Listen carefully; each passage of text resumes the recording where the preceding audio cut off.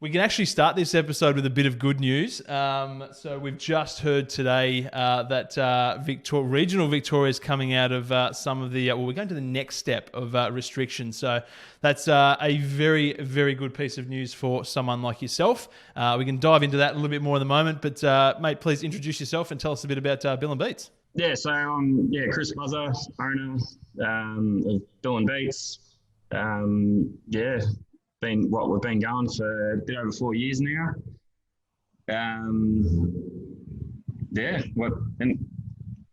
It's been a bit of a ride, mate. Been a bit of a ride. Tell me, for anybody, anybody in the local area that knows Bill and Beats, that has had the pleasure of dining there before, mate. The location itself is fantastic, right? And I believe you had a lot of blood, sweat, and tears in bringing that place up to scratch. So tell us a little bit about that. How did it all start 4 years ago?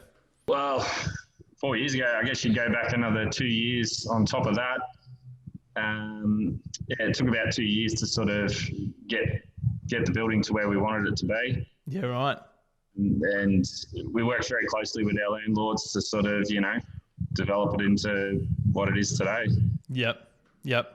Love that, mate. It's a, if anybody tuning in, it's very much a, how would you describe it, mate? Kind of industrial chic, lots of exposed beams and bricks. It's nice. Very, very industrial. Lots of exposed brick, lots of big steel beams and wood, and we used a lot of recycled materials and that, especially with our bar. Made basically out of wood that was the flooring upstairs. So yeah, all the old floorings now. Nice little touch. So what was the building before it became Bill and Beats? So it was a commercial hotel.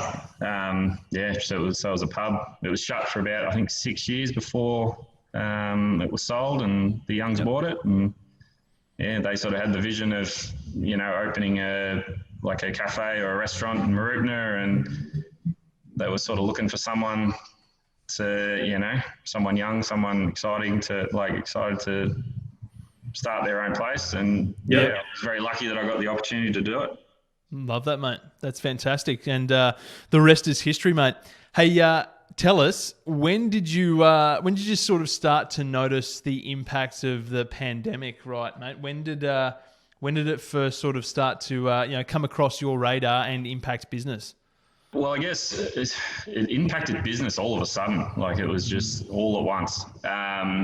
Obviously, we heard a lot about it for a long time leading up to sort of, just before restrictions and that came in. But it was about probably the week after the Labor Day public holiday. Yep. That Monday was probably less than half of what we'd normally trade. And it was just a big drop, and then it just kept going down from there, basically. Yeah, and I think it's it's kind of a theme over the previous episodes that we've been doing, that it certainly did impact and hit all of a sudden, and it's kind of the a change of thought now, that just because something's happening outside in the big wide world, it can just as quickly affect us here in Australia now. And I think we've all learnt that lesson the hard way.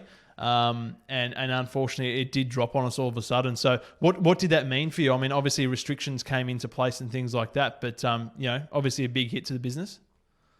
Yes, well, I guess customers stopped coming in, it was pretty hard because I've got a lot of employees, or I had a lot of employees, and I just had to start putting people off work. It'd sort of be, I'd have my rosters up, and then next thing, like the next day, I'd have to say, "Oh, sorry, I don't need you today," or I'd putting people off. What was running through your mind then at that point? Like, were you thinking, it's a short term thing? Were you like, what was sort of going through your mind?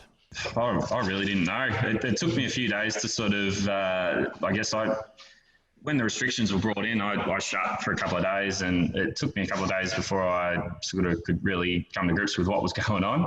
It just sort of, for me, it sort of felt like it happened very suddenly. And then, I guess you just sort of, I didn't feel like it was going to go on as long as it has, and I sort of thought we'd sort of be coming out of it by now.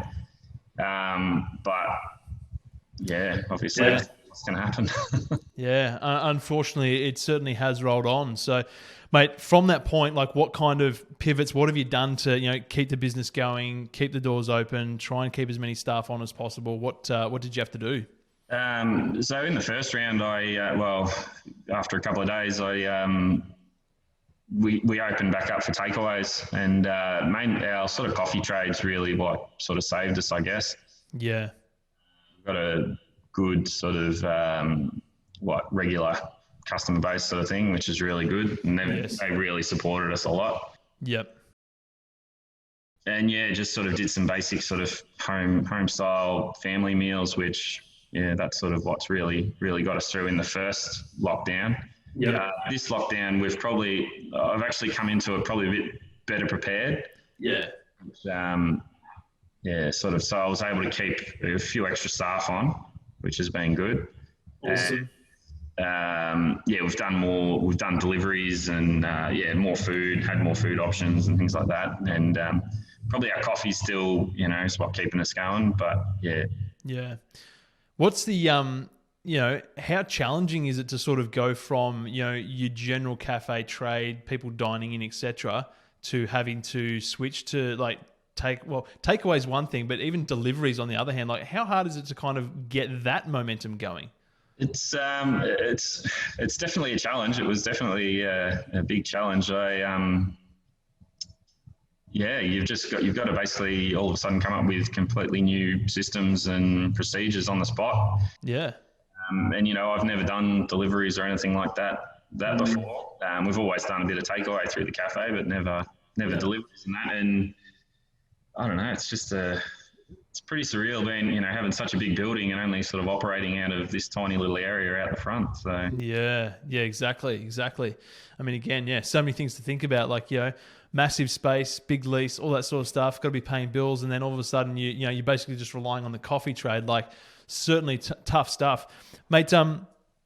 Given the fact that, what sort of things have you learnt from a business perspective now, as you mentioned, and like most people, when the second lockdown came in, I suppose we were expecting it a little bit more. Some people were more prepared, but what sort of things have you learnt from a business perspective, I suppose, out of this whole situation?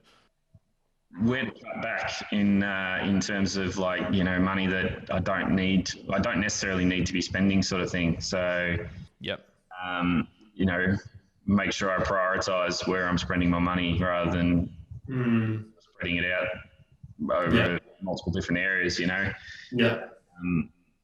Probably limiting the amount of stock that I have on hand and things like that. That's sort of really, just getting what I need to sort of get me through, so I can then get that money and then use that to sort of buy. Yeah. So again, it's like kind of the finding more efficiencies in the way that you operate, I suppose. Things like that. And it's definitely going to be a big or something I suppose is going to be at the top of people's minds a lot more moving forward in terms of business.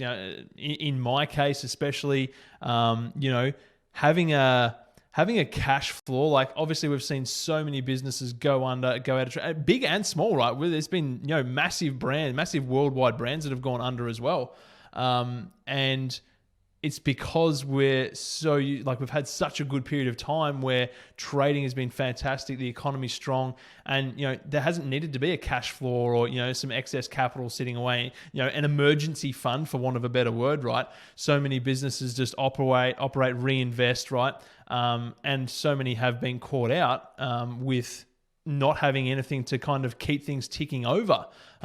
So I think that's going to be another part of business that changes as well.